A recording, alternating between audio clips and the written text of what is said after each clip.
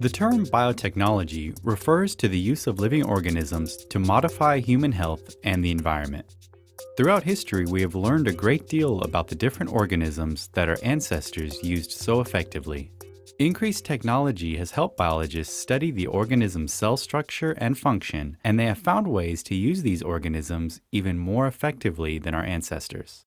However, biologists must have a basic understanding of cells and their many functions before manipulating their gene expression for our benefit. Understanding what makes up a cell and how the cell works is fundamental to all of the biological sciences. A cell is the smallest unit of life and the building block of all living organisms. Appreciating the similarities and differences between cell types within and among organisms is particularly important to the fields of cell biology and molecular biology. Molecular biology can be confusing because it is a subject that focuses on things so small you cannot even see them. So let's begin with big organisms and work down to the molecular level. Organisms, such as a little girl, are made up of organ systems, such as the digestive system, pictured here. Each of these organ systems are comprised of individual organs. As shown in the diagram, organs such as the liver, the stomach, and the small and large intestines are part of the digestive system. All of these organs are made up of tissues. Tissues are a group of similar cells that perform the same functions, such as the epithelial tissue and the smooth muscle tissue pictured here. Tissues are made up of cells, and a cell is the smallest unit of life. Finally, cells contain organelles and molecules such as DNA. Let's examine a cell more closely. There are two general classifications of cells, prokaryotic cells and eukaryotic cells. Prokaryotes are single-celled organisms and include bacteria and some algae. On the other hand, eukaryotic cells make up more complex organisms like plants and animals. Prokaryotic cells lack a membrane-bound nucleus, so the DNA, which is usually a single circular molecule, floats in the cytoplasm of the cell. Eukaryotic cells contain a membrane-bound nucleus that holds all of the DNA in one part of the cell, as well as many other organelles. Now let's look at the function of each organelle in a eukaryotic cell. To gain an understanding of the inner workings of the cell, it's helpful to think of the cell as a mini city. Just like in a city, a cell is made up of many parts that have their own functions. In the cell, these parts are called organelles, which are explained next. A plasma cell membrane is made up of a phospholipid bilayer.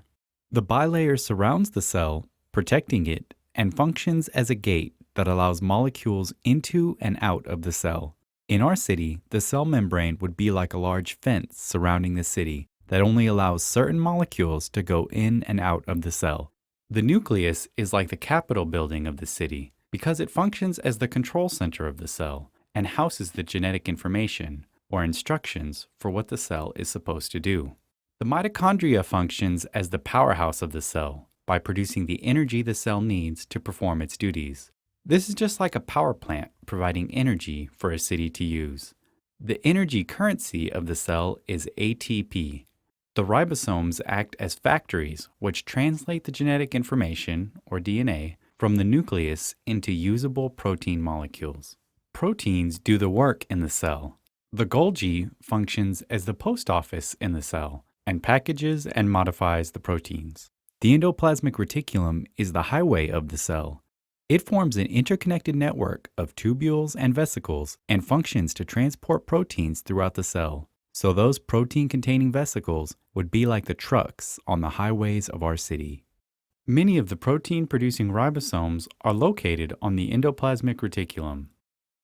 The lysosome is the trash man of the cell because it digests excess or worn-out organelles and proteins by breaking them down and removing them. There are actually two types of eukaryotic cells, animal cells and plant cells. Both types of cells are very similar, but there are three distinct differences. First, plant cells have a cell wall surrounding the plasma cell membrane. Animal cells just have a cell membrane. Secondly, there is often just one large central vacuole found in plant cells, whereas animal cells have a few small ones. The vacuole stores molecules needed by a cell and also isolates material that may be harmful to the cell. The final difference is plant cells have an additional organelle called a chloroplast. The chloroplast is the site of photosynthesis in a plant cell. Photosynthesis is the process of capturing sunlight and synthesizing glucose and oxygen from carbon dioxide and water. Photosynthesis is one of the most important biochemical pathways since nearly all life on Earth depends on photosynthesis as a source of energy. Animals metabolize the glucose from a plant source to produce ATP, the energy currency of the cell. Recall that all organisms need energy to do cellular processes. Do you remember which organelle is the powerhouse that generates ATP energy? That's right, it's the mitochondria. Many different types of plants and animal cells are grown and studied in biotechnology labs. Cells can be manipulated by pharmaceutical companies to produce proteins to treat diseases such as diabetes and anemia.